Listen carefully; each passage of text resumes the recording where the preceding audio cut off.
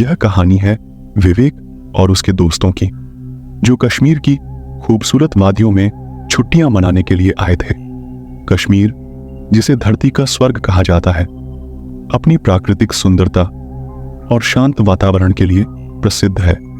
लेकिन इस धरती के स्वर्ग में एक ऐसा गांव भी छिपा हुआ था जिसके बारे में बहुत कम लोग जानते थे और जो इस कहानी का केंद्र बनने वाला था।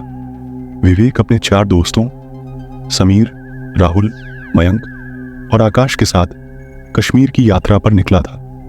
वे सभी एडवेंचर के शौकीन थे और इस बार उन्होंने कश्मीर की वादियों का आनंद उठाने का सोचा।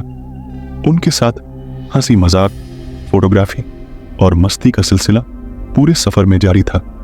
जब वे पहाड़ों के बीच बने सुंदर होटल में पहुंचे तो उन्हें ऐसा महसूस हुआ जैसे वे स्वर्ग में आ गए। कश्मीर में कुछ दिन बिताने के बाद एक दिन वे घूमते घूमते कश्मीर के एक सुदूर इलाके में जा पहुंचे।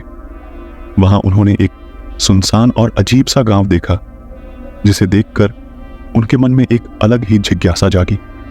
गांव के बाहर एक बुजुर्ग महिला बैठी थी, जिसने उन्हें वहां जाने से मना किया और कहा, यह गांव श्रापित है, रात में यहां रुकने वाला कभी वापस नहीं आता।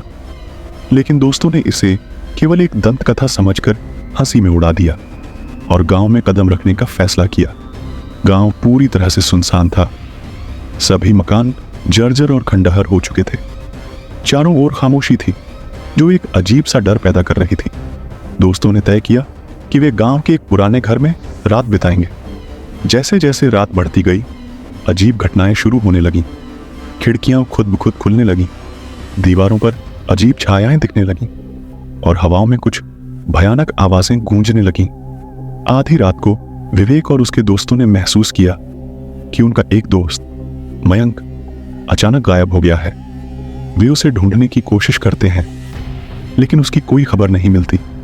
तभी गांव के बीचों बीच एक डरावनी महिला की छवि उभरती है, जो सफेद कपड़ों में लिपटी हुई है और उसका चेहरा भयावह दिखता है। विवेक को समझ में आता है कि यह वही श्रापित आत्मा है जिसके बारे में बुजुर्ग महिला ने बताया था। यह आत्मा गांव की तबाही का बदला लेने के लिए आई थी और अब वह उन सभी दोस्तों को शिकार बना रही थी।